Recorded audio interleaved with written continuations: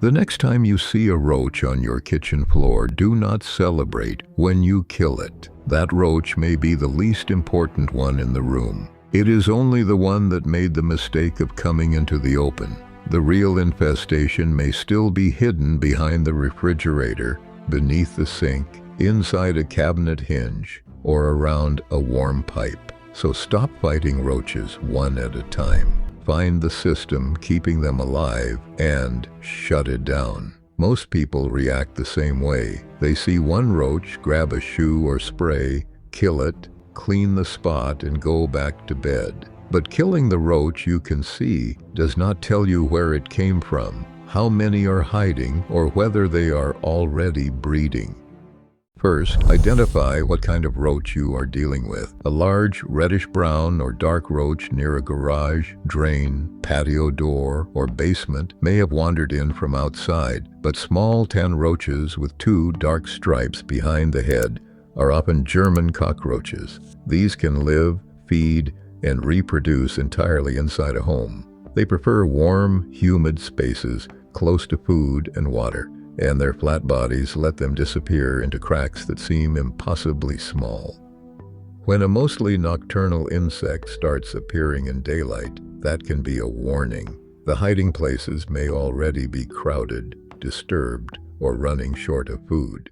That changes the question. You are no longer asking, "How do I kill this roach?" You are asking, "Where are they hiding? What are they feeding on, and how are they moving?" The first step is not spraying, it is mapping. Place sticky monitoring traps tight against walls, because roaches usually travel along edges instead of crossing open floors. Put them beside the refrigerator, under the sink, near the stove, beside the trash, behind the toilet, and close to pipes entering the walls. Number the traps and check them each day. One trap may stay empty while another, only a few feet away, fills quickly. That tells you the problem is not evenly spread across the room. It is concentrated around a root, hiding place, or resource.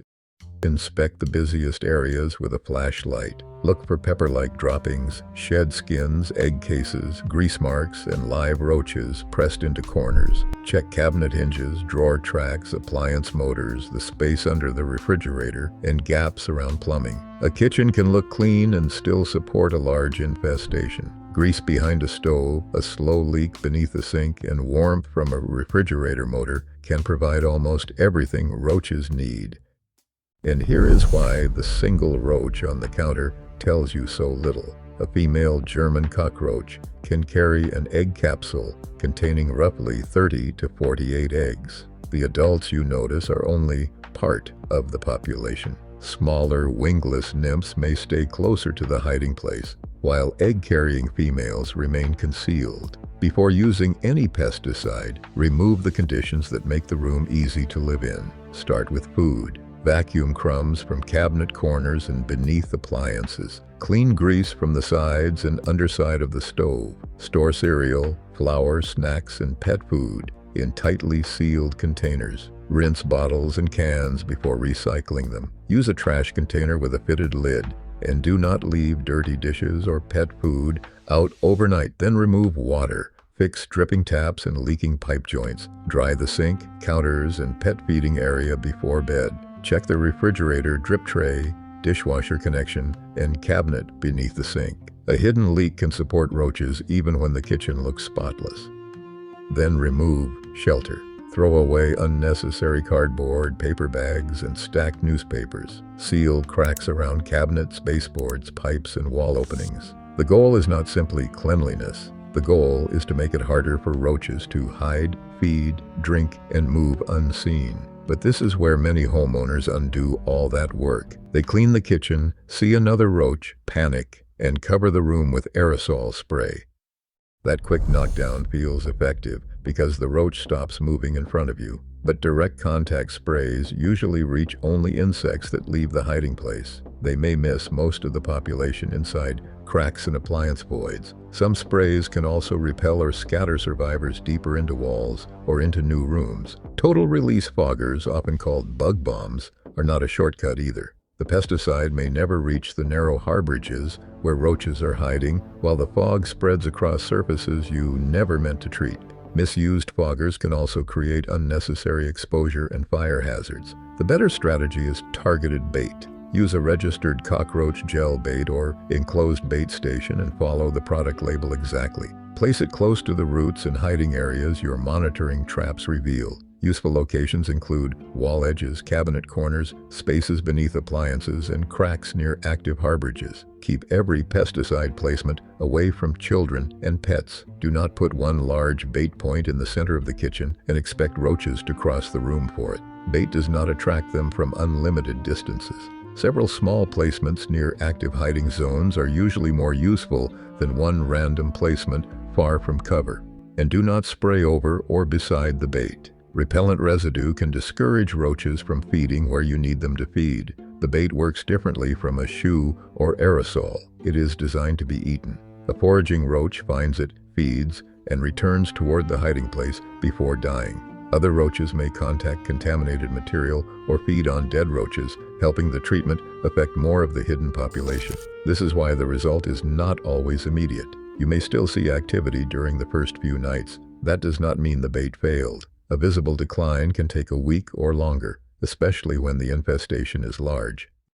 Use sticky traps to measure progress. Imagine the trap behind your refrigerator catches 20 roaches during the first week, 6 during the second, and 1 during the third. That is real improvement. One roach appearing on the counter does not erase that trend. But if the trap near a shared apartment wall remains full while the others decline, roaches may be moving through a pipe chase, wall void, or neighboring unit. In a multi-unit building, one apartment may not be able to solve a building-wide infestation alone. The landlord, property manager, or a licensed pest professional may need to coordinate treatment. There is also a health reason to solve the infestation properly. Roach droppings, shed skins, and body fragments contain allergens that can worsen asthma in sensitive people. Once activity falls, vacuum debris carefully, clean contaminated surfaces, and continue monitoring. Removing the insects without removing the residue leaves part of the problem behind. For large outdoor roaches, move the inspection outside. Check trash storage, mulch, leaf litter,